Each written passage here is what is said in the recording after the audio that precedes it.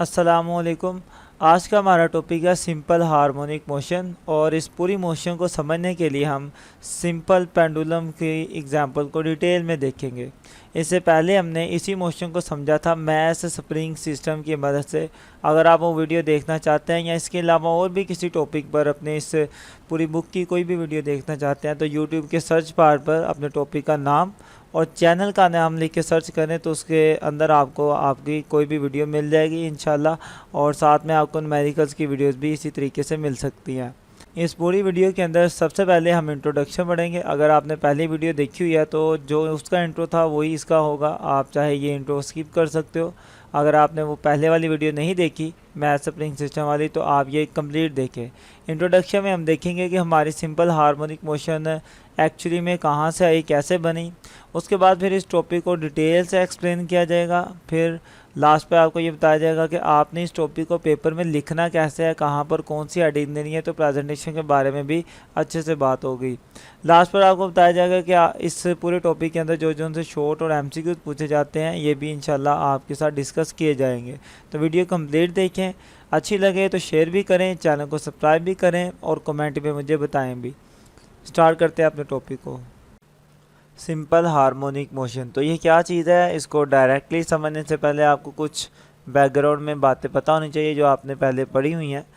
तो सबसे पहले आपने 9th क्लास में एक टॉपिक पढ़ा था मोशन, और आपने ये पढ़ा था कि मोशन की 3 टाइप्स हैं, जिनमें से आपने एक टाइप का नाम पढ़ा था रोटेटरी मोशन, और आपने एक और टाइप पढ़ी थी उसका नाम था ट्रांसलेशनल मोशन या ट्रांसलेटरी मोशन भी उसे कहते थे, और थर्ड टाइप आपने पढ़ी थी उसकी वाइब्रेटरी मोशन। ये 3 टाइप्स आपने मोशन की पढ़ी थी 9th क्लास में। इनमें से ये जो वाइब्रेटरी मोशन है बेसिकली इसी वाइब्रेटरी मोशन में ही एक ख़ास किस्म की मोशन है जिसे हम कहते हैं ओसिलेटरी मोशन, या बाज़ औक़ात ये भी कहते हैं कि वाइब्रेटरी मोशन ही आपकी ओसिलेटरी मोशन है। कुछ लोग इसको वाइब्रेटरी को ओसिलेटरी भी कह देते हैं, लेकिन वाइब्रेटरी और ओसिलेटरी में थोड़ा सा डिफरेंस है। वो डिफरेंस यही है कि जब कोई बॉडी बड़े लेवल पे वाइब्रेट करती है तो उसे फिर उसकी मोशन को वाइब्रेटरी मोशन ही कहा जाता है, लेकिन जब कोई बॉडी छोटे लेवल पे वाइब्रेट कर रही है, कोई छोटी बॉडी वाइब्रेट कर रही है तो उस वक्त उसकी वाइब्रेशन को हम वाइब्रेशन ही ओसिलेशन कहते हैं। बस ये इतना सा फ़र्क है। इसके अलावा इनकी डेफिनेशन दोनों की सेम ही है। अगर इसकी डेफिनेशन की बात की जाए ओसिलेटरी मोशन की, वो ये है कि a body is said to be vibrating if it moves back and forth और टू एंड फ्रो। ये किसी भी बॉडी की मोशन को हम कह सकते हैं कि वो वाइब्रेटिंग मोशन है अगर वो आगे पीछे मूव कर रही है। अबाउट अ पॉइंट, किसी पॉइंट के गिर्द आगे पीछे वो मूव कर रही है। Another term for vibration is oscillation. Vibration के लिए एक और वर्ड यूज़ किया जाता है क्या, ओसिलेशन।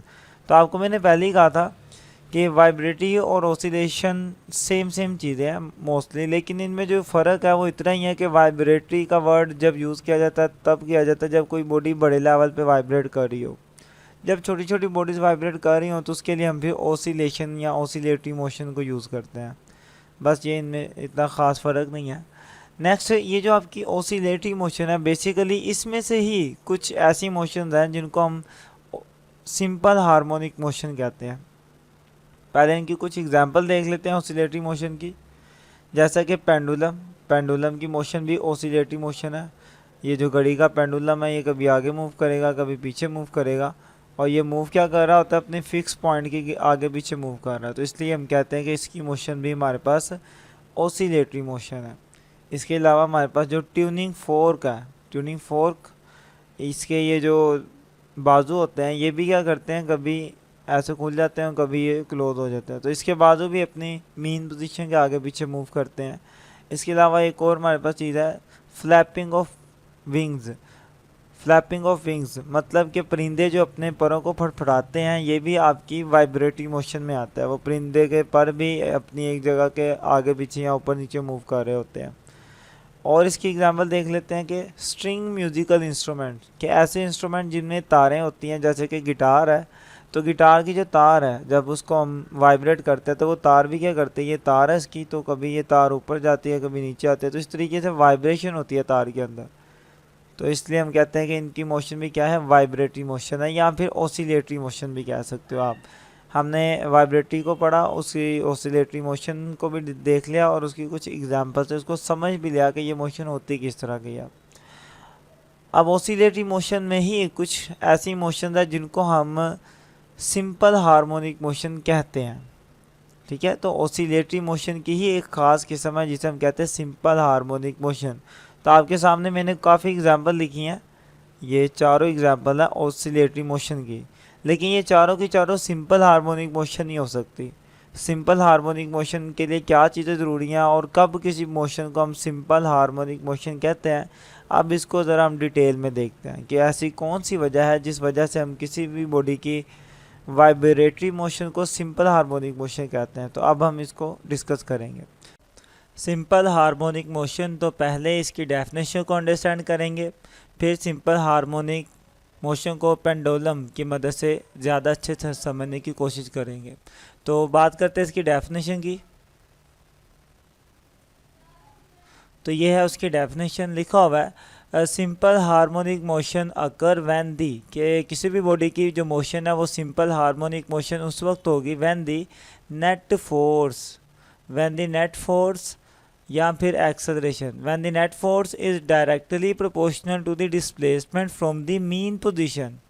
कि किसी भी बॉडी की जो मोशन है वो सिंपल हार्मोनिक मोशन उस वक्त होती है कि जब उसके ऊपर जो नेट फोर्स लग रही है वो मेन पोजीशन से जितना डिस्प्लेसमेंट है उसके डायरेक्टली प्रोपोर्शनल हो जाए, और and is always directed toward the mean position, और हमेशा उसकी जो डायरेक्शन है वो क्या होगी, मेन पोजीशन की तरफ होगी। कि आपकी जो फोर्स है वो क्या होगी, डिस्प्लेसमेंट के डायरेक्टली प्रोपोर्शनल होगी, और इस फोर्स की जो डायरेक्शन है वो हमेशा क्या होगी, मेन पोजीशन की तरफ होगी। आपकी बॉडी की जो मेन पोजीशन है हमेशा ये फोर्स उसी डायरेक्शन में होगी। ठीक है, ये है आपकी सिंपल हार्मोनिक मोशन की डेफिनेशन। अब इन्हीं दोनों बातों को हम अपने सिंपल पेंडुलम पे अप्लाई करके देखते हैं। अगर वहाँ पर ऐसा होता होगा तो हम कह पाएंगे कि हमारे सिंपल पेंडुलम की मोशन भी क्या है, सिंपल हार्मोनिक मोशन है। तो बात करते हैं अब सिंपल पेंडुलम की। तो सबसे पहले कि सिंपल पेंडुलम होता कैसे है आप वो देख लें। ये है हमारे पास हमारा सिंपल पेंडुलम। ये एक रस्सी के साथ एक बॉब को हमने अटैच किया हुआ है। इस रस्सी की जो लंबाई है उसको मैं L कह देता हूँ, और इस बॉब का जो मैस है इसको मैं M कह देता हूँ। ठीक है, तो सिंपल पेंडुलम की डेफिनेशन आप यहीं से कर सकते हो कि हमारे पास एक बॉब है जिसका मैस M है, उसको हमने एक रस्सी के साथ एक स्ट्रिंग के साथ अटैच किया हुआ है, और उस स्ट्रिंग की लेंथ कितनी है L। वो जो स्ट्रिंग है हमारी वो किसी फिक्स पॉइंट पर ऊपर जुड़ी हुई है। क्लियर, तो यही सारी बातें हम लिख देंगे तो वो हमारी डेफिनेशन बन जाएगी सिंपल पेंडुलम की। तो लिखते हैं इसी बातों को और इसकी डेफिनेशन बनाते हैं सिंपल पेंडुलम की। It consist of a small Bob of mass M suspended from a light string of length L, कि इसके अंदर एक स्मॉल बॉब है जिसका मैस M है और वो एक सस्पेंड किया हुआ है, हमने लटकाया हुआ है एक ऐसी स्ट्रिंग के साथ जिसकी लेंथ L है। It consists of a small bob of mass M suspended from a light string of length L fixed at its upper end, और वो जो आपकी स्ट्रिंग है वो अपर एंड से क्या है, फिक्स है। देखिए वही बातें जो आपको डायग्राम में नज़र आ रही हैं उसको हम रिटर्न फॉर्म में लिख देते हैं तो वो हमारी डेफिनेशन बन जाती है। ये था हमारा सिंपल पेंडुलम। ये जो मेरे पास बॉब है इसका वेट डाउनवर्ड डायरेक्शन में होगा। ठीक है, और इस वेट की वजह से इस रस्सी के अंदर आ जाएगी टेंशन, और टेंशन हमारी होती है अपवर्ड डायरेक्शन में। तो आप देख सकते हैं कि टेंशन और वेट दोनों ऑपोजिट डायरेक्शन में है, तो दोनों एक दूसरे को कैंसिल आउट करेंगे। हमारा बॉब ना नीचे की तरफ मूव करेगा ना ऊपर रहेगा, बल्कि दरमियान वाली पोजीशन पे ही रहेगा, जिसे हम कहते हैं ये इसकी इक्विलिब्रियम वाली पोजीशन है।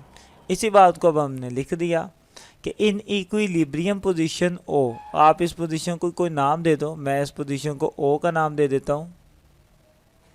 तो in equilibrium position O the net force on the Bob is zero, कि इसके ऊपर जो नेट फोर्स है वो ज़ीरो है, and the Bob is stationary, और आपका बॉब क्या होगा, रुका होगा।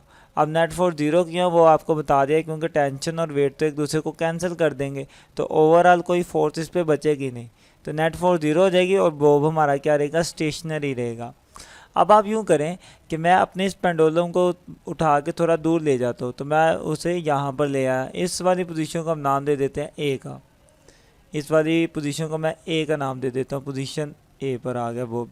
तो जब मैं इसको यहाँ से रिलीज़ करूँगा तो मेरा बॉब क्या करेगा, मूव करेगा पोजीशन ओ की तरफ, और यहाँ पर मूव करता करता यहाँ पे रुकेगा नहीं, इनर्शिया की वजह से क्या करेगा, आगे चले जाएगा और मूव करता हुआ वो अपनी इस पोजीशन पर आ जाएगा।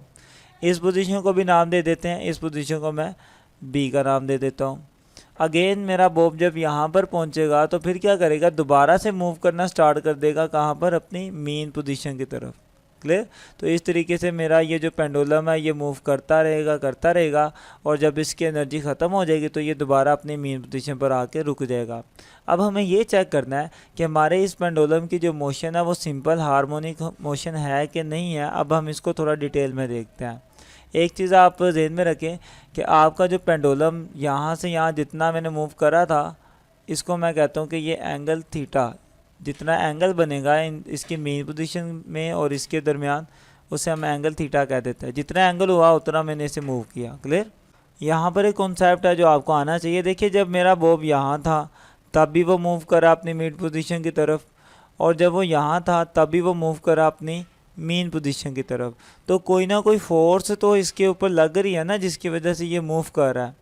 तो जो भी फोर्स है, जो ऐसी फोर्स जो किसी बॉडी को उसकी मेन पोजीशन की तरफ लेकर जाती है, उस वाली फोर्स को हम कहते हैं रिस्टोरिंग फोर्स। तो यहाँ पर भी जो फोर्स लग रही होगी उसे हम क्या नाम देंगे, रिस्टोरिंग फोर्स का। तो यही डेफिनेशन भी है रिस्टोरिंग फोर्स की, कि are restoring force always pushes और pulls the object performing oscillatory motion toward the mean position. कि रिस्टोरिंग फोर्स एक ऐसी फोर्स होती है जो हमेशा बॉडी को उसकी मेन पोजीशन की तरफ लेकर जाती है। ठीक है, हमेशा बॉडी को उसकी मेन पोजीशन की तरफ धकेलती है, पुश करती है। तो ऐसी फोर्स को हम कहते हैं रिस्टोरिंग फोर्स। तो इस पेंडुलम के ऊपर भी कोई ना कोई फोर्स लग रही है जो उसको मेन पोजीशन पर लेकर जा रही है। तो ऐसी फोर्स को हम कहेंगे क्या, हमारी रिस्टोरिंग फोर्स है। अभी मैं अपने पेंडुलम को थोड़ा यहाँ पे करके बना लेता हूँ ताकि इसकी मोशन को हम डिटेल में पढ़ सकें। वही नाम दूंगा जो मैंने ऊपर पेंडुलम को दिए थे। ये वाली मेरी पोजीशन ए थी तो इसे मैं पोजीशन ए का नाम दूंगा। ये मेरी पोजीशन ओ थी तो मैं इसे ओ का नाम दे दूंगा। ये मेरी पोजीशन बी थी तो मैंने इसे बी का नाम दे दिया। ये मेरा एंगल बन गया थीटा। हमने कहा था कि इस बॉब का जो वेट है वो नीचे की तरफ होगा, तो इसका वेट डाउनवर्ड डायरेक्शन में होगा। तो वेट आपको पता है mg के इक्वल होता है, तो मैं mg भी कर सकता हूँ यहाँ पर। इसका वेट डाउनवर्ड डायरेक्शन में होगा, रस्सी के अंदर टेंशन अपवर्ड डायरेक्शन में होगी। दोनों एक दूसरे को कैंसिल आउट करेंगे तो ओवरऑल इस पर कोई फोर्स नहीं लगेगी इस पोजीशन पर, पोजीशन ओ पर। लेकिन जब मैं अपने इस पेंडुलम को ओ से ए की तरफ लेकर जाऊंगा तो फिर थोड़ा डिफरेंट हो जाएगा काम। जैसे ही मैं अपने पेंडुलम को ओ से ए की तरफ मूव करता हूँ तो वेट तो मेरा अभी भी डाउनवर्ड डायरेक्शन में ही रहेगा। ठीक है, वेट मेरा डाउनवर्ड डायरेक्शन में, मैं वेट को mg लिख सकता हूँ। आपको पता है वेट mg के इक्वल है, तो वेट मेरा डाउनवर्ड डायरेक्शन में रहेगा और टेंशन मेरी स्ट्रिंग की डायरेक्शन में रहेगी। अब ये दोनों एक दूसरे के बिल्कुल ऑपोजिट तो है नहीं है, ऑपोजिट होते तो कैंसिल कर देते। जैसे यहाँ पे टेंशन और वेट ऑपोजिट थे तो इन्होंने कैंसिल कर दिया। अब ये ऑपोजिट डायरेक्शन में नहीं है तो इसलिए ये एक दूसरे को कैंसिल नहीं करेंगे। अब क्या होगा, मैं अपनी इस फोर्स को कंपोनेंट्स में डिवाइड कर लेता हूँ। ये जो फोर्स है, वजन आपको पता है फोर्स ही होती है, तो मैंने अपनी इस फोर्स को कंपोनेंट्स में डिवाइड कर देना है। मेरी ये फोर्स दो कंपोनेंट्स में डिवाइड हो जाएगी। एक मेरा कंपोनेंट इस डायरेक्शन में बनेगा,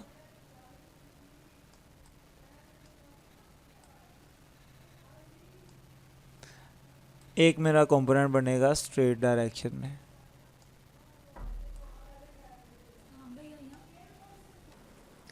तो मैंने अपने इस वेट को दो कंपोनेंट में डिवाइड कर लिया, एक ये वाला और एक ये वाला।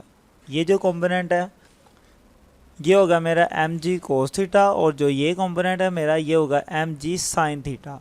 अब अगर आप गौर करें कि आपकी टेंशन ऊपर वाली डायरेक्शन में है और आपका ये जो कंपोनेंट है ये बिल्कुल टेंशन की ऑपोजिट डायरेक्शन में है। अब क्या होगा कि टेंशन और ये जो mg कोस थीटा वाला कंपोनेंट है ये दोनों आपस में कैंसिल आउट हो जाएंगे। ठीक है, मतलब आपकी ये टेंशन और आपका ये जो mg कोस थीटा वाला कंपोनेंट है ये एक दूसरे को कैंसिल आउट कर देंगे। सिर्फ कौन सा कंपोनेंट बचेगा मेरा, M G sine theta component बचेगा। और मेरी ये जो बॉडी है, मेरा जो बॉब है, सिर्फ इसी कंपोनेंट की वजह से मूव करेगा आगे की डायरेक्शन में, और मेरी बॉडी मूव करना स्टार्ट कर देगी इधर अपने मीन पोजीशन की तरफ। अब यही सारी बातें हम लिखेंगे यहाँ पर कि पोजीशन ए पर क्या क्या हो रहा था। नंबर 1 कि पोजीशन ए पर जब मैंने अपने बॉब को मूव करा तो उसकी 2 कंपोनेंट बन गए उसके वेट के। एक कंपोनेंट बन गया एम जी कोस थीटा और दूसरा बन गया एम जी साइन थीटा। अब एम जी कोस थीटा के साथ क्या हुआ था कि हमारा M G cos theta tension की डायरेक्शन में था, इसलिए टेंशन ने एम जी कोस थीटा को कैंसिल आउट कर दिया। तो मेरी बॉडी इस डायरेक्शन में, मतलब नीचे की तरफ तो मूव नहीं करेगी क्योंकि ये तो कैंसिल हो गया टेंशन के साथ। यही बात अब हम लिख देंगे यहाँ पर कि there is no force acting along the string as the tension in the string cancel the component of the weight. कि स्ट्रिंग की डायरेक्शन में कोई मोशन नहीं होगी, वो इसलिए क्योंकि जो वेट है वो टेंशन को कैंसल आउट कर देगा। तो यहाँ पर दोनों फोर्सेस ने एक दूसरे को कैंसिल आउट कर दिया, तो लिहाजा ना ऊपर की तरफ कोई मूवमेंट होगी और ना बॉडी आपकी नीचे की तरफ जाएगी। हाँ, सिर्फ कौन सा कंपोनेंट बच गया, एम जी साइन थीटा, ये कंपोनेंट बच गया। अब यहाँ पर ज़रा एक बात सोचे जो मैंने आपको बताई थी कि रिस्टोरिंग फोर्स ऐसी फोर्स होती है जो बॉडी को उसकी मीन पोजीशन की तरफ लेकर जाती है। यहाँ पर मेरे बॉब को उसकी मीन पोजीशन की तरफ कौन लेके जा रहा है, एम जी साइन थीटा। इसी कंपोनेंट की वजह से मेरा जो बॉब है वो मूव करके कहाँ आएगा, मेन पोजीशन की तरफ आएगा। इसलिए मैं कह सकता हूँ कि मेरा जो एम जी साइन थीटा ये जो कंपोनेंट है ये यहाँ पर रिस्टोरिंग फोर्स का भी काम कर रहा है। यही सारी बातें अब मैं लिखूँगा यहाँ पर कि the component of the weight M G sine theta is directed toward the mean position. कि जो मेरा एम जी साइन थीटा है उसकी डायरेक्शन मीन पोजीशन की तरफ है and act as a restoring force, और वो क्या काम कर रहा है यहाँ पर, एज अ रिस्टोरिंग फोर्स का काम कर रहा है। क्लियर, ये दोनों बातें हमने लिख दी, डायग्राम से देख कर ही सारी बातें हमने लिखी, काफ़ी सिंपल है। अब यहाँ पर कुछ बातें कॉमन सेंस से हम खुद ही डायग्राम को देख के लिखेंगे। सबसे पहले देखें कि जब मेरी बॉडी पोजीशन ए पर मौजूद होगी तो क्या मूव कर रही होगी, नहीं, वो रुकी हुई होगी। तो पोजीशन ए पर जो उसकी वेलोसिटी है वो क्या हो जाएगी, 0 हो जाएगी। नेक्स्ट, जब मेरी बॉडी को मैं पोजीशन ए पर लेके आऊँगा तो शुरू में क्या होगा, रिस्टोरिंग फोर्स ज़्यादा होगी। रिस्टोरिंग फोर्स का काम ये है कि बॉडी को उसकी मीन पोजीशन पर लेके जाए। तो जब तक आपकी बॉडी मीन पोजीशन से काफ़ी दूर रहेगी तब तक रिस्टोरिंग फोर्स ज़्यादा रहेगी। जैसे जैसे आपकी बॉडी मीन पोजीशन की तरफ मूव करती जाएगी आपकी रिस्टोरिंग फोर्स भी क्या हो जाएगी, कम होती जाएगी। तो अभी मेरी बॉडी ए पर है, मतलब अपने मीन पोजीशन से काफ़ी दूर है, तो रिस्टोरिंग फोर्स भी मैक्सिमम होगी ताकि वो उसको मीन पोजीशन पर लेके जा सके। तो पोजीशन ए पर फोर्स मेरी क्या होगी, मैक्सिमम होगी। नेक्स्ट बात करते हैं एक्सेलरेशन की। जहाँ पर फोर्स मैक्सिमम होती है वहाँ पर एक्सेलरेशन भी आपका मैक्सिमम होता है, क्योंकि एक्सेलरेशन फोर्स की डायरेक्शन में ही होता है। तो अगर फोर्स आपकी मैक्सिमम है तो एक्सेलरेशन भी आपका मैक्सिमम ही होगा। और ये लास्ट टाइम भी हमने पीछे वाली वीडियो में भी बात की थी कि आपका जो एक्सेलरेशन होता है वो डायरेक्टली प्रोपोर्शनल होता है डिस्प्लेसमेंट के।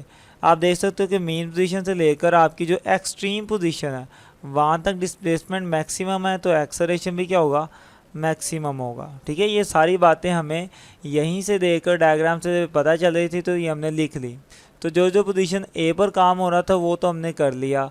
अब मेरी बॉडी मूव करेगी पोजीशन ए से ओ की तरफ, तो मैं अब देखता हूँ कि पोजीशन ओ पर क्या क्या होगा। तो मैं लिखता हूँ एट पोजीशन ओ। तो सिंपल है काफ़ी कि जब मेरी बॉडी ओ पर आएगी, पोजीशन ओ पर आएगी, तो उस वक्त तो होगा क्या, मेरी बॉडी यहाँ पर रुकेगी नहीं, इनर्शिया की वजह से आगे की तरफ मूव कर जाएगी। तो यही बात हम लिख देते हैं कि at position O due to inertia it does not stop at O rather it continue to move toward the extreme position B. कि इनर्शिया की वजह से मेरी बॉडी ओ पर नहीं रुकेगी और कहाँ पर मूव कर जाएगी, पोजीशन बी की तरफ। ओके, नेक्स्ट जो बातें हमने यहाँ पे लिखी हैं वेलोसिटी की, फोर्स की और एक्सेलरेशन की, वो भी यहाँ पर देख लेते हैं कि पोजीशन ओ पर इनके बारे में क्या होगा। कि जब मेरी बॉडी पोजीशन ओ पर होगी उस वक्त जो उसकी स्पीड है वो मैक्सिमम होगी। देखिए बॉडी ने ए से मूव करना स्टार्ट करना है ना ओ की तरफ, तो जैसे जैसे वो मूव करेगी आस्ते आस्ते उसकी स्पीड ज़्यादा होती जाएगी और मेन पोजीशन पर आगे उसकी स्पीड मैक्सिमम हो जाएगी। तो मैं कह सकता हूँ कि पोजीशन ओ पर उसकी जो स्पीड है वो मैक्सिमम है। पोजीशन ओ का मतलब मेन पोजीशन, उर्दू में से वस्ती पोजीशन भी कहते हैं। अच्छा, जब मेरी बॉडी ओ पर आ ही जाएगी तो रिस्टोरिंग फोर्स की तो कोई ज़रूरत नहीं ना होगी। रिस्टोरिंग फोर्स का तो काम होता है बॉडी को लेकर जाना मेन पोजीशन की तरफ। तो बॉडी तो खुद ही आ गई अब मेन पोजीशन पर, तो अब रिस्टोरिंग फोर्स मेरी नहीं होगी, ज़ीरो हो जाएगी। तो मेरी जो रिस्टोरिंग फोर्स है वो क्या हो जाएगी, ज़ीरो हो जाएगी। ओके, तो ओ पर रिस्टोरिंग फोर्स ज़ीरो होती है। और फोर्स अगर ज़ीरो है तो एक्सेलरेशन भी हमारा क्या होगा, ज़ीरो होगा। क्लियर? फोर्स और एक्सेलरेशन इनकी वैल्यूज़ एक साथ ही वेरी करती हैं इन सिंपल हार्मोनिक मोशन में। और फिर अगेन हमने पीछे वाली वीडियो में ये कॉन्सेप्ट किया था कि एक्सेलरेशन डायरेक्टली प्रोपोर्शनल होता है डिस्प्लेसमेंट के। डिस्प्लेसमेंट कौन सा, मेन पोजीशन से। अब डिस्प्लेसमेंट तो ख़त्म हो गया ना, मेरी बॉडी तो मेन पोजीशन के ऊपर आ गई है, तो डिस्प्लेसमेंट सारा ख़त्म हो गया, तो एक्सेलरेशन भी क्या होगा, ख़त्म हो जाएगा। तो एक्सेलरेशन भी हमारा ज़ीरो हो गया। ये सब कुछ हो रहा था पोजीशन ओ के ऊपर। अब मेरी बॉडी जो है वो मूव कर जाएगी पोजीशन बी की तरफ। तो देखते हैं कि जब मेरी बॉडी पोजीशन बी पर आएगी फिर क्या होगा। तो मैंने लिख दिया एट पोजीशन बी। तो जब मेरी बॉडी पोजीशन बी पर पहुंचेगी तब भी वही काम हो रहा होगा जो पोजीशन ए पर हो रहा था। मेरे इस बॉब के वेट के दो कंपोनेंट बन जाएंगे और एक कंपोनेंट टेंशन से कैंसिल आउट हो जाएगा, जो रस्सी में टेंशन मौजूद है उसके साथ सिर्फ एक ही कंपोनेंट बच जाएगा, ये वाला। और ये जो कंपोनेंट है वो क्या होता है हमारा mg साइन थीटा होता है। तो अगेन वही काम होगा जो ए पर हो रहा है, सेम उसी तरीके से। तो मेरा यहाँ पर भी सिर्फ एक ही कंपोनेंट होगा mg साइन थीटा। उसी की वजह से मेरा जो बॉब है वो अगेन मूव करेगा अपनी पोजीशन ओ की तरफ। तो यही बातें हमने लिख दी कि at the restoring force mg sine theta, कि जो हमारी रिस्टोरिंग फोर्स थी mg साइन थीटा, ये वाली force still act toward the mean position, and due to this force the bob again start moving toward the mean position O, कि जब मेरी body B पर होगी तो अगेन वही वाली फोर्स mg साइन थीटा जो रिस्टोरिंग फोर्स का काम कर रही है यहाँ पर, इसी फोर्स की वजह से मेरा जो बॉब है वो दोबारा क्या मूव करेगा, पोजीशन ओ की तरफ मूव करेगा। ठीक है, यही बात हमने यहाँ पे लिख दी। अच्छा, अब यहाँ पर भी देख लेते हैं कि जब मेरी बॉडी अपनी बी वाली पोजीशन पर पहुँचेगी तो फोर्स, वेलोसिटी और एक्सेलरेशन की क्या वैल्यूज़ होंगी ये भी देख लेते हैं। तो जब मेरी बॉडी पोजीशन बी पर पहुँचेगी उस वक्त पोजीशन बी पर जब वो पहुँचेगी तो यहाँ पे आकर वो थोड़ी देर के लिए रुकेगी। तो जब रुकेगी तो वेलोसिटी क्या हो जाएगी, उसकी ज़ीरो हो जाएगी। और अब देखते हैं फोर्स फिर से यहाँ पे क्या हो जाएगी, मैक्सिमम, क्योंकि रिस्टोरिंग फोर्स का काम होता है बॉडी को उसकी मेन पोजीशन पर लेके जाना। बॉडी अब मेन पोजीशन से दूर है तो फोर्स भी क्या आ जाएगी, इसमें मैक्सिमम हो जाएगी, ज़्यादा से ज़्यादा फोर्स आएगी ताकि वो वहाँ पे लेके जा सके। फोर्स मैक्सिमम है तो एक्सेलरेशन भी हमारा क्या होगा, मैक्सिमम होगा। क्लियर? क्योंकि जितना ज़्यादा फासला होता है उतना ही ज़्यादा एक्सेलरेशन भी इस बॉडी के अंदर ज़्यादा आता है, तो एक्सेलरेशन भी हमारा मैक्सिमम होगा। यहाँ तक हमने हर एक पोजीशन पर जो बॉडी की सूरत हाल थी उसको अच्छे से देख लिया कि पोजीशन ए पर, बी पर और ओ पर क्या क्या हो रहा था, इसको हमने डिटेल में देख लिया।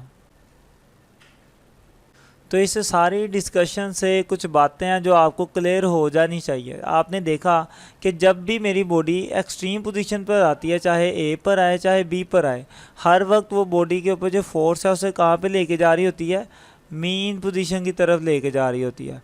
तो हमने सिंपल हार्मोनिक मोशन की डेफिनेशन में भी क्या पढ़ा था कि जो फोर्स है उसकी डायरेक्शन क्या होनी चाहिए, मेन पोजीशन की तरफ होनी चाहिए। तो इसमें डायरेक्शन मेन पोजीशन की तरफ है। और दूसरी बात, अगर मैं अपने पेंडुलम को, मैंने यहाँ से रिलीज़ किया था ना, यहाँ से अगर मैं अपने पेंडुलम को थोड़ा और दूर लेके जाता, यहाँ से रिलीज़ करता, तो उसकी स्पीड और ज़्यादा होनी थी। मतलब जितना ज़्यादा डिस्प्लेसमेंट मेन पोजीशन से ज़्यादा होगा उतना ही उसके अंदर एक्सेलरेशन भी क्या होगा, ज़्यादा होगा। तो फिर वही बात कि एक्सेलरेशन मेरा मेन पोजीशन से क्या है, डायरेक्टली प्रोपोर्शनल है। जितना ज़्यादा दूर होगा पेंडुलम उतनी ज़्यादा स्पीड से आएगा। तो मतलब फासला ज़्यादा करने से एक्सेलरेशन ज़्यादा हो गया। वही बातें जो डेफिनेशन में थी वो प्रूव हो गई हैं यहाँ पर कि net force is directly proportional to the displacement from the mean position. देखिए, जितना ज़्यादा डिस्प्लेसमेंट होगा उतनी ज़्यादा उस बॉडी के अंदर नेट फोर्स ज़्यादा होगी या फिर एक्सेलरेशन ज़्यादा होगा। अगर पेंडुलम को यहाँ से रिलीज़ करता हूँ तो कम एक्सेलरेशन होगा, यहाँ से करूँगा तो उसकी स्पीड ज़्यादा होने का यही मतलब है कि उसके अंदर एक्सेलरेशन ज़्यादा आ गया। और सेकंड कंडीशन क्या थी कि directly toward the mean position, और जो फोर्स है उसकी डायरेक्शन क्या होगी, मेन पोजीशन की तरफ होगी। वो हमने देख लिया कि बॉडी मेरी अगर यहाँ पर आती है फिर भी उसकी कोशिश है वो मेन पोजीशन पर चली जाए, और अगर मेरी बॉडी इस वाली पोजीशन ए पर आती है फिर भी उसकी कोशिश है कि वो पोजीशन ओ पर चली जाए, तो हर वक्त इसकी डायरेक्शन भी मीन पोजीशन की तरफ होती है। तो दोनों बातें पूरी होती हैं, इसलिए हम कह सकते हैं कि इसकी मोशन क्या है, सिंपल हार्मोनिक मोशन है। इसी बात को हम रिजल्ट की हेडिंग दे के लिखेंगे कि acceleration is directly proportional to the displacement from mean position, number 1। और दूसरा, acceleration of the body is always directly toward the mean position, और हर वक्त बॉडी का जो एक्सेलरेशन था वो मीन पोजीशन की तरफ था। इसलिए हम कह सकते हैं motion of simple pendulum is SHM, कि सिंपल पेंडुलम की मोशन क्या है, सिंपल हार्मोनिक मोशन है। यहाँ तक हमने सिंपल पेंडुलम वाला टॉपिक कंप्लीट कर लिया। उम्मीद है आपको सारी समझ आई होगी। अब इसमें एक और छोटा सा कॉन्सेप्ट है वो आपको आना चाहिए, उसका नाम है टाइम पीरियड। तो टाइम पीरियड किसे कहते हैं? टाइम पीरियड का मतलब ये है कि फ़र्ज़ करें मैं अगर अपने पेंडुलम को यहाँ से रिलीज़ करता हूँ तो वो मेरा पेंडुलम पहले मूव करता हुआ आगे की तरफ जाएगा, इस पोजीशन से होकर दोबारा इसी पोजीशन पर आ जाएगा। तो एक कंप्लीट राउंड, एक कंप्लीट वाइब्रेशन के लिए जितना टाइम लगेगा ना पेंडुलम को, उसी टाइम को कहूँगा कि ये पेंडुलम का क्या है, टाइम पीरियड है। यही टाइम पीरियड की डेफिनेशन है कि the time taken by a vibrating body to complete one vibration is called time period, कि अपना एक कंप्लीट वाइब्रेशन के लिए जितना टाइम लगता है उसको, उसी को ही हम इसका टाइम पीरियड कहते हैं। अब इसका टाइम पीरियड फाइंड करने का जो फॉर्मूला है वो ये है कि टाइम पीरियड बराबर है 2 पाई अंडर रूट L/G। ये इसके टाइम पीरियड का फॉर्मूला, अच्छे से याद रखिएगा। इसी टाइम पीरियड से रिलेटेड कुछ MCQs पेपर में पूछे जाते हैं, बहुत इंपॉर्टेंट MCQs हैं, उनको अब हम डिस्कस करेंगे। टॉपिक आपका यहाँ तक कंप्लीट हो गया। अब हम बात करेंगे जो इसके अंदर शॉर्ट क्वेश्चंस MCQs आने हैं उनकी। तो फर्स्ट ऑफ ऑल पेपर में ये आता है कि अगर हमारे पास एक पेंडुलम है, अगर उसकी लेंथ को हम पहले से क्या कर दें, डबल कर दें। पेंडुलम की लेंथ को अगर हम डबल कर दें तो बताएं अब उसके टाइम पीरियड में कितना इंक्रीमेंट होगा। देखते हैं, मेरे पास टाइम पीरियड का फॉर्मूला होता है 2 पाई अंडर रूट L/G। अब लेंथ हमने कितनी इंक्रीज़ कर दिया, 2L कर दिया, पहले से डबल कर दिया, तो L की जगह मैं 2L लिखूँगा, अंडर रूट L की जगह लिख दिया 2L डिवाइडेड बाय G। अब इसके अंदर आप देख सकते हो कि ये जो अंडर रूट 2 बन रहा है, ये जो अंडर रूट है वो सब के ऊपर है, तो 2 के ऊपर भी है, तो मैं अंडर रूट 2 वाली वैल्यू को थोड़ा बाहर करके लिख सकता हूँ। तो मैं लिखता हूँ टाइम पीरियड यहाँ पे ऐसे ही, ये अंडर रूट 2 को मैंने बाहर करके लिखना है। अब तो अंडर रूट 2 मेरा बाहर आ गया, अंदर क्या बच जाएगा, अंदर बच जाएगा 2 पाई अंडर रूट L/G, ये बच जाएगा। देखिए अंडर रूट 2 मेरा बाहर चला गया और बाकी सारी वैल्यू एज इट इज़। तो इसका मतलब ये हुआ कि जब मैंने अपने पेंडुलम की लेंथ को डबल किया था, तो अब मेरे पास जो नया टाइम पीरियड आएगा वो पहले से कितना ज़्यादा होगा, अंडर रूट 2 टाइम्स ज़्यादा होगा। ठीक है, इसी तरह वो जितनी भी लेंथ चेंज करता है आप उसी लेंथ के अकॉर्डिंगली वैल्यू निकाल पाओगे। इसको चाहे बुक पे लिख लेना साइड पे कहीं पे, आपको ये निकालना आना चाहिए। अब तीसरी बात, अगर पेपर में वो ये कहता है कि जो पेंडुलम है मैंने उसका मैस पहले से क्या कर दिया, डबल कर दिया है, तो अब उसका टाइम पीरियड कितना ज़्यादा होगा, करते हैं। जैसा कि हमें बताया टाइम पीरियड बराबर है 2 पाई अंडर रूट L/G। आप देख सकते हैं कि इस पूरे फॉर्मूले में कहीं पर भी M लिखा ही नहीं हुआ। M है कहीं पर? M तो कहीं पर भी नहीं है। इसका मतलब ये है कि जो पेंडुलम है, सिंपल पेंडुलम, उसका टाइम पीरियड मैस के ऊपर डिपेंड ही नहीं करता। आप मैस जितना मर्जी इंक्रीज़ कर दो, टाइम पीरियड उसका ना इंक्रीज़ होगा ना डिक्रीज़ होगा, जितना है उतना ही रहेगा। ठीक है, तो टाइम पीरियड मेरा जो है वो मैस पर डिपेंड नहीं करता। हाँ, दो चीज़ों पर डिपेंड ज़रूर करता है टाइम पीरियड, और वो दोनों चीज़ें आपको फॉर्मूले से नज़र आ रही होंगी कि जो टाइम पीरियड है आप देख सकते हैं वो लेंथ पर डिपेंड करता है। ठीक है, तो टाइम पीरियड किस पर डिपेंड करता है, लेंथ पर। ये टाइम पीरियड जो है वो मेरा उसकी लेंथ पर डिपेंड करता है, और साथ ही साथ में जो G की वैल्यू है उस पर भी डिपेंड करता है, ग्रेविटेशनल एक्सेलरेशन पर भी डिपेंड करता है। अगर एक पेंडुलम मेरा ज़मीन पर है तो उसका पीरियड और होगा, और अगर वही पेंडुलम मैं चांद पर ले जाता हूँ, स्पेस पर कहीं दूर लेके जाता हूँ, तो उसका जो टाइम पीरियड है वो बदल जाएगा। ओके, तो टाइम पीरियड सिर्फ इन्हीं दो चीज़ों पर डिपेंड करता है, और किन पर डिपेंड नहीं करता, वो है आपका मैस और दूसरा आपका एम्पलीट्यूड। इन दोनों चीज़ों पर आपका टाइम पीरियड डिपेंड नहीं करता।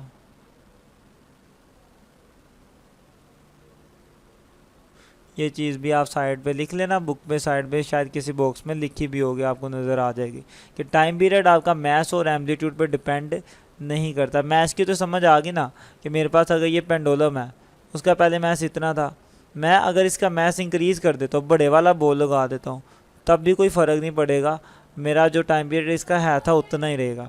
और दूसरी बात, अगर मैं अपने पेंडुलम को यहाँ से रिलीज़ करता हूँ तब भी उसका टाइम पीरियड सेम रहेगा, अगर मैं इसको यहाँ से रिलीज़ करता हूँ तब भी उसका टाइम पीरियड सेम रहेगा। जहाँ से मर्जी बॉल को आप फेंके, उसका जो टाइम पीरियड है वो सेम ही रहेगा। तो वही बात हमने क्या दी कि मैस और एम्पलीट्यूड पर डिपेंड नहीं करता। चाहे मैस इंक्रीज़ कर लो तब भी टाइम पीरियड इंक्रीज़ नहीं होगा, चाहे आप एम्पलीट्यूड इंक्रीज़ करो तब भी इंक्रीज़ नहीं होगा। ये कुछ इंपॉर्टेंट एमसीक्यूज थे, वो हमने डिस्कस कर लिए। अब देखते हैं पेपर में आपको कैसे लिखना है। आपको इसी तरीके से सिंपल हार्मोनिक मोशन की पहले डेफिनेशन लिखनी है, फिर मोशन ऑफ सिंपल पेंडुलम की हेडिंग देके उसकी डेफिनेशन लिख देनी है। अब पेपर में ये अलग से डेफिनेशन भी आती है कि व्हाट इज़ सिंपल पेंडुलम, तो आपको यही डेफिनेशन लिख के डायग्राम बना देनी है। ठीक है, तो डायग्राम बनाइए। उसके बाद फिर इसी तरीके से रिस्टोरिंग फोर्स की हेडिंग देनी है, और यहाँ पर फिर जैसे हमने ये सारा एक्सप्लेन किया आपको ऐसे ही कर देना। ये इस तरह की अच्छी सी डायग्राम बनानी है, आपको सारे कंपोनेंट ड्रा करने हैं, और फिर बताना है कि पोजीशन ए पर क्या क्या हो रहा था। ये जो चीज़ें मैंने लिखी है ना, v is equal to 0, f is equal to maximum, acceleration भी मैक्सिमम है, आप इन चीज़ों को अपनी वर्डिंग में लिखेंगे कि at position a velocity is 0, restoring force is maximum and acceleration is also maximum. ठीक है, वर्डिंग में लिख देंगे तो एक अच्छा सा पैरा बन जाएगा। इसी तरीके से आपने पोजीशन ओ और बी पर जैसे मैंने लिखा वैसे लिख देना, और एंड पे आप रिजल्ट लिख देंगे। यहाँ पर एक एमसीक्यू था काफ़ी इंपॉर्टेंट कि सिंपल पेंडुलम के अंदर जो एम जी साइन थीटा है वो क्या करता है, वो रिस्टोरिंग फोर्स का काम करता है। ये लिखा भी हुआ है, and act as a restoring force, कि ये जो है मेरा एम जी साइन थीटा ये एज अ रिस्टोरिंग फोर्स काम करता है। ये एज अ एमसीक्यूज आपने याद रखना है। एम जी कोस थीटा नहीं करता क्योंकि वो तो टेंशन के साथ कैंसिल हो गया। ये कुछ इंपॉर्टेंट बातें थी जो हमने कर ली। लास्ट पर आपको टाइम पीरियड की हेडिंग देकर जिस तरह मैंने टाइम पीरियड की डेफिनेशन लिखी और फॉर्मूला लिखा, आपको वो लिख देना। उम्मीद करता हूँ कि आपको इस पूरे वीडियो से सारा टॉपिक समझ आ गया होगा। फिर भी कहीं पे कोई आपको पूछना हो, कोई क्वेश्चन हो तो आप मुझे कमेंट करें। वीडियो अच्छी लगे तो दोस्तों तक शेयर भी करें। यहाँ क्लिक करके आप अपने पूरे चैप्टर की प्लेलिस्ट ले सकते हैं, और यहाँ आप क्लिक करेंगे तो आपको न्यूमेरिकल की प्लेलिस्टें मिल जाएंगी। मिलते हैं नेक्स्ट वीडियो में, तब तक के लिए अल्लाह हाफिज़।